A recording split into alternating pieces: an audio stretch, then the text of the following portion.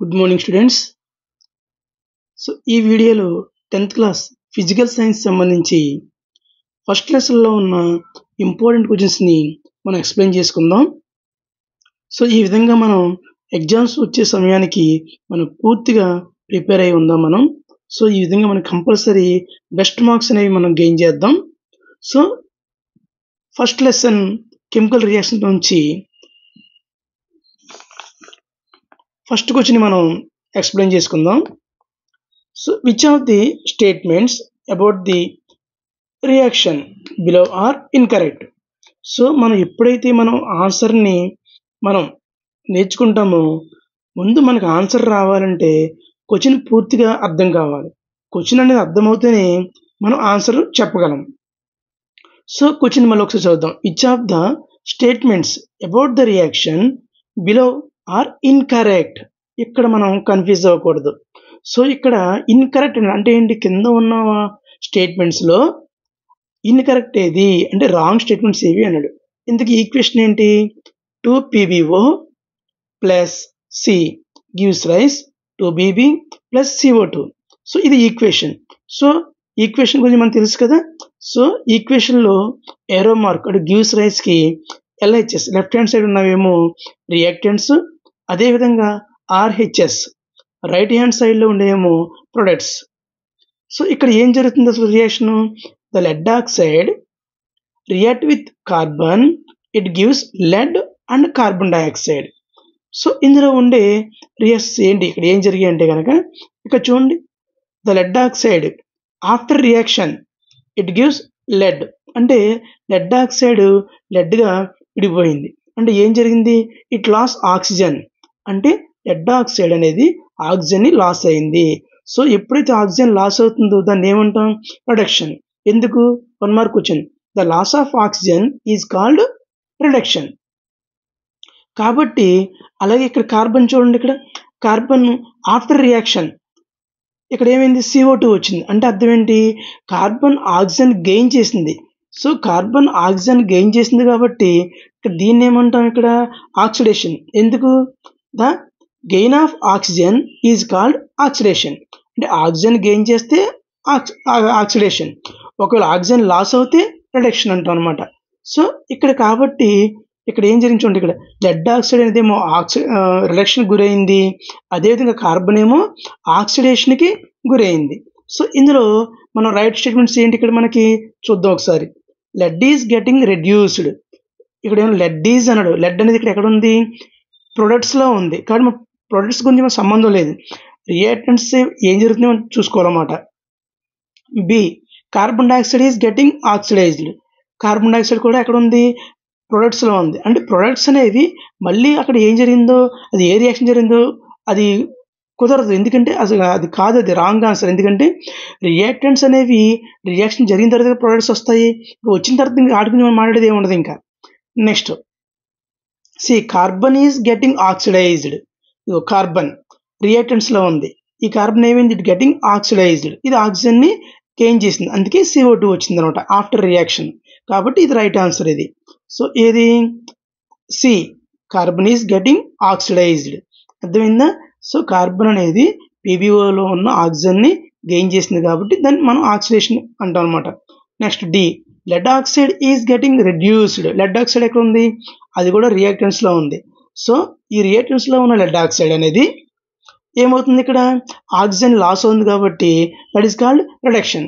అందుకే lead oxide is getting reduced. So దీన్ని బట్టి మనకి ఆన్సర్స్ ఏంటి? ఇక్కడ సి అండ్ డి అనే రైట్ ఆన్సర్స్. కానీ వాడు క్వశ్చన్లో ఏమన్నాడు? ఇక్కడ ఇన్కరెక్ట్ అంటే రాంగ్ ఆన్సర్ని ఐడెంటిఫై చేయాలి. అప్పుడు ఏమవుతాయి? A, B are the wrong answers. So answer A and B. So వాడేం చెప్పాడు చూద్దాం ఒకసారి. A and B are incorrect statements because PB and CO2 are products and not reactants. అవి ప్రొడక్ట్స్ మాత్రమే, రియాక్టెంట్స్ కాదు అని చెప్పాడు అనమాట. అదేవిధంగా second question. Fe2O3 plus 2Al gives rise Al2O3 plus 2Fe. The above reaction is an example of. అంటే పైన equation అనేది ఏ ఎగ్జాంపుల్కి వస్తుంది? కింద ఇచ్చిన స్టేట్మెంట్స్లో ఏ ఎగ్జాంపుల్కి వస్తుంది? అసలు ఏంటి పైన చూద్దాం ఒకసారి. Ferric oxide reacts with aluminum, it gives aluminium oxide and ferric iron. So ఇక్కడ ఏం జరిగింది, ఇక్కడ చూడండి, ఇక్కడ అల్యూమినియం డిస్ప్లేసెస్ ద ఫెరిక్, అంటే ఎక్కడైతే ఫెరిక్ ఆక్సైడ్లో ఈ యొక్క ఐరన్ ఉందో ఐరన్ ప్లేస్లో అల్యూమినియం అక్కడ డిస్ప్లేస్ అయింది. అదే అల్యూమినియం ప్లేస్లో ఎవరు వచ్చారు, ఇక్కడికి ఫెరిక్ ఒంటరిది అయిపోయినాడు, ఇక్కడ విడిగా వచ్చింది అనమాట. అంటే ఇక్కడ ఎందుకు అలా జరిగింది, మనందరికీ తెలుసు metals have positive charge and non metals have negative charge. So ఇక్కడ ఎప్పుడైతే రియాక్షన్లో అల్యూమినియం వచ్చిందో ఇక్కడ ఫెరిక్ ఐరన్ అల్యూమినియం పోలిస్తే కనుక ఐరన్ కన్నా అల్యూమినియానికి పాజిటివ్ ఛార్జ్ ఎక్కువ ఉంటుంది. అందువల్ల వీరిద్దరి మధ్యలో ఉన్న అంటే ఫెరిక్కి ఆక్సిజన్కి మధ్యలో ఉన్న బాండింగ్ కన్నా ఎప్పుడైతే అల్యూమినియం వచ్చిందో అల్యూమినియంకి ఆక్సిజన్ మధ్య ఉన్న బాండింగ్ అనే అట్రాక్షన్ ఎక్కువ ఉంటుంది. ఎక్కువ ఉండడం వల్ల ఆక్సిజన్ ఫెరిక్ వదిలేసి అల్యూమినియం దగ్గరికి వచ్చేస్తుంది అనమాట.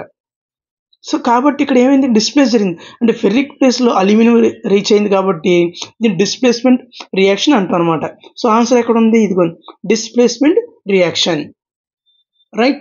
Next third question, what happens when dilute hydrochloric acid is added to iron fillings? Tick the correct answer. Compulsory అమ్మా క్వశ్చన్ అర్థమవుతేనే మనం ఆన్సర్ చేయగలం. So what happens when dilute hydrochloric acid is added to iron fillings? So what is meant by iron fillings? Iron fillings means ఇనుపరజను అంటే ఏంటి, iron మన ఇసుకలో వాటిలో మ్యాగ్నెట్తో ఆడుతూ ఉంటే మ్యాగ్నెట్ అంటుకుంటుంది కదా ఇసుకంతానికి.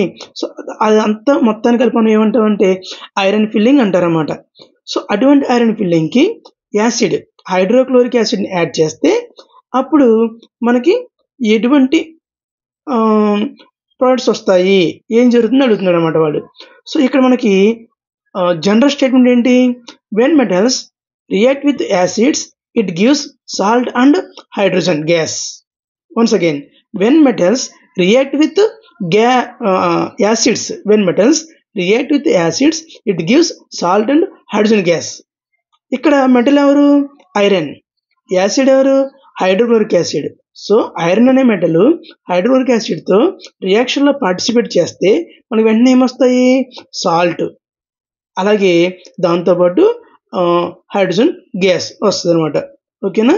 ఇక్కడ సాల్ట్ ఏమొస్తుంది, ఇక్కడ ఐరన్ క్లోరైడ్ అనమాట. చూద్దాం ఇక్కడ ఆప్షన్స్ ఏమి ఇచ్చాడు, ఇక్కడ hydrogen gas and iron chloride are produced. So hydrogen gas and iron chloride are produced. So answer A, hydrogen gas and iron chloride are produced. ఇదే ఆన్సర్ ఉంటుంది. బిసిడి అనేవి రాంగ్ ఇవి. ఓకే. సో అసలు ఏంటి వాడు చెప్పిన ఆన్సర్ ఏంటి చూద్దాం ఒకసారి. చూడండి ఒకసారి, Fe plus 2HCl అంటే metal iron plus acid HCl gives rise FeCl